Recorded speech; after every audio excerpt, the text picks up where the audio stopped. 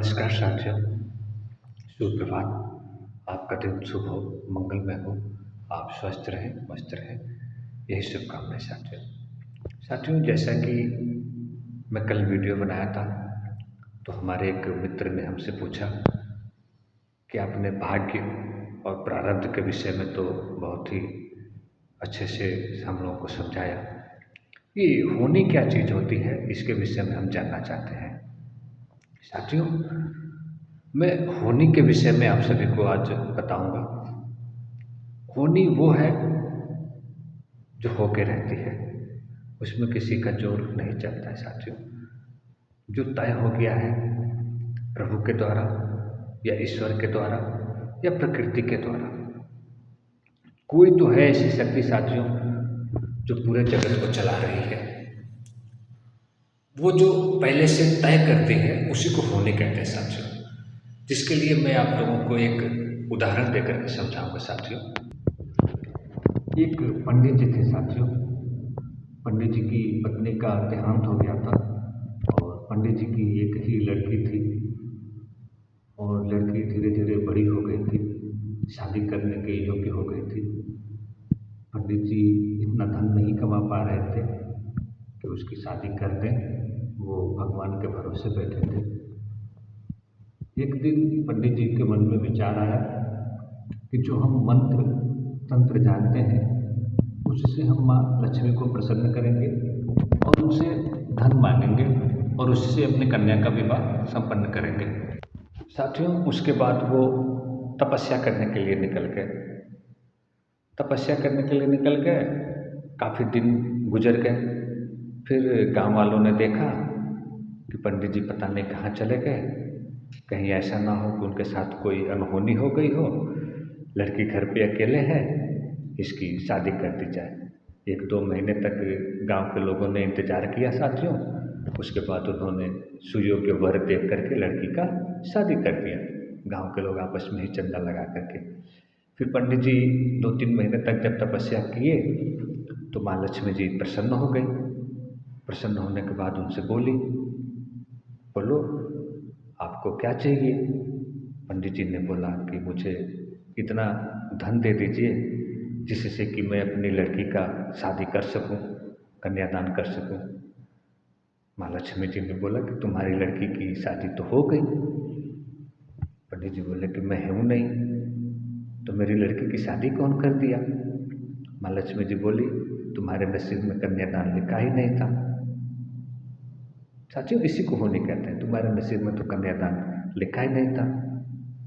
पंडित जी जब बोले मेरी लड़की की शादी हो गई, लक्ष्मी जी बोले हाँ हो गई। अब बताओ, अब उसके बदले में मैं तुमको क्या दूँ, कोई दूसरा वरदान मांग लो। साथियों, पंडित जी संतोषी आदमी। पंडित जी बोले कि जब मेरी लड़की की शादी हो गई तो मुझे कुछ नहीं चाहिए। लक्ष्मी जी बोली ऐसा कैसे हो सकता है, मैं आई हूँ तो बिना कुछ दिए नहीं जा सकती।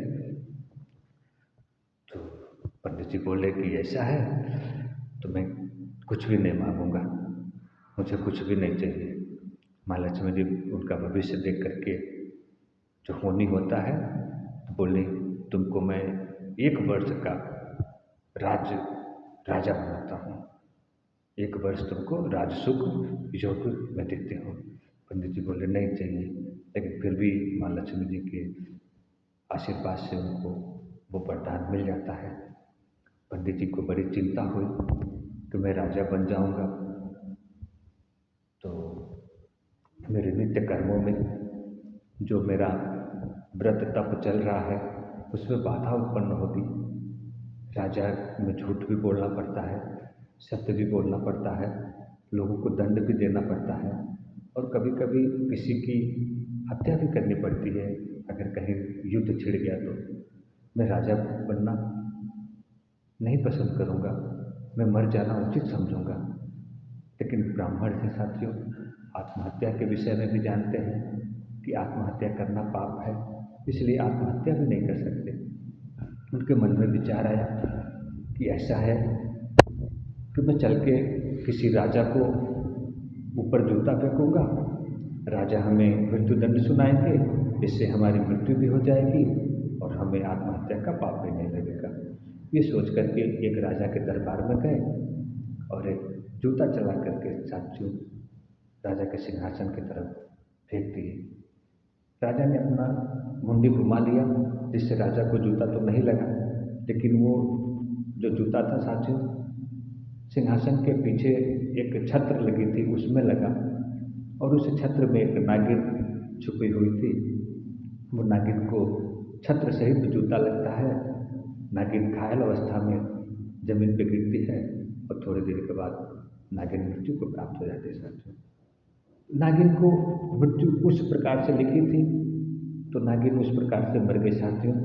राजा को बड़ी चिंता हुई, पंडित जी ने हमारे ऊपर जूता फेंक के मारा है और हमारी प्राण की रक्षा की है या हमें जानबूझ के मारा है, ये हमारे लिए वरदान है या अभिशाप है। ज्योतिषियों को बुलाया गया दरबार में, ज्योतिषियों ने गणना की तो पता चला कि आज राजा का काल सर्प योग था, उनको सर्प काटने से मृत्यु हो सकती थी, लेकिन बचने का भी उपाय लिखा हुआ था कि अगर कोई ब्राह्मण के द्वारा उस नागिन का हत्या भी लिखा था साथियों।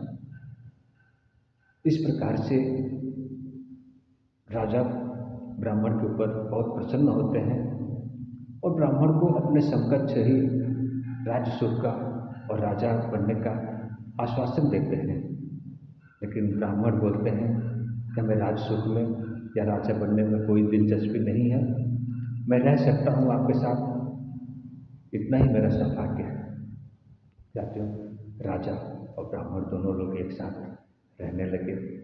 समय बीतता चला गया, ब्राह्मण को अपनी बात का भरोसा नहीं हुआ कि जो माता लक्ष्मी जी ने आशीर्वाद दिया है वो कब पूर्ण हो जाएगा, कब समाप्त हो जाएगा, उसका भरोसा उनको नहीं था। धीरे धीरे बीतते बीतते समय बीतता चला गया। 1 वर्ष जिस दिन पूर्ण होना था साथियों, उस दिन राजा और वो पंडित जी दोनों लोग शिकार खेलने के लिए जंगल में गए हुए थे।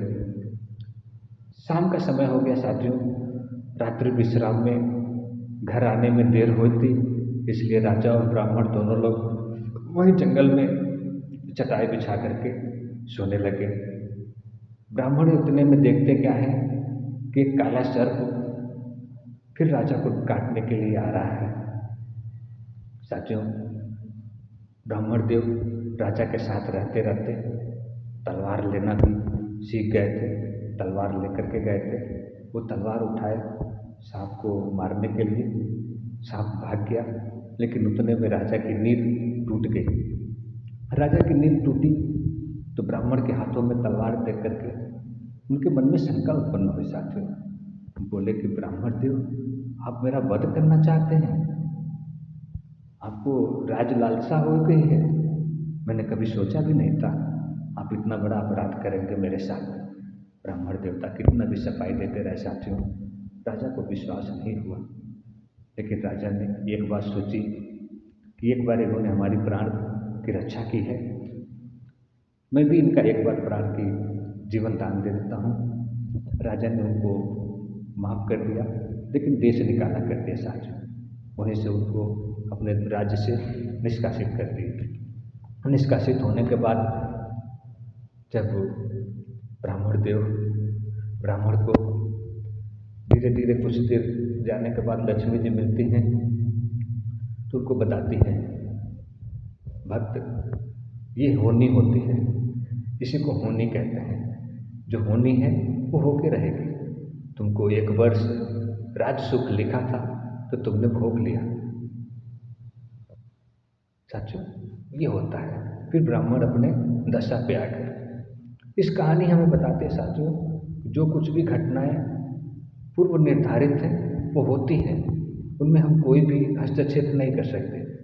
इसका सबसे बड़ा उदाहरण अगर अब मैं बताना चाहूँगा, महाभारत में श्री कृष्ण जी को पता था कि अभिमन्यु का वध होगा, लेकिन उन्होंने युद्ध में जाने से उनको रोका नहीं, क्योंकि वो होनी है, उसके साथ छिड़खानी कोई नहीं कर सकता साथियों। ये मैं होनी के विषय में आप सभी को बताया। आशा करता हूँ आप सभी को पसंद आई होगी। आपका दिन शुभ हो, मंगलमय हो। आप स्वस्थ रहें, निरोग रहें, यही शुभकामना है। नवरात्रि की आप सभी को बहुत सारी शुभकामनाएं। आने वाली रामनवमी की भी बहुत सारी शुभकामनाएं। आप स्वस्थ रहें, मस्त रहें। जय जय सीताराम, जय सिया राम।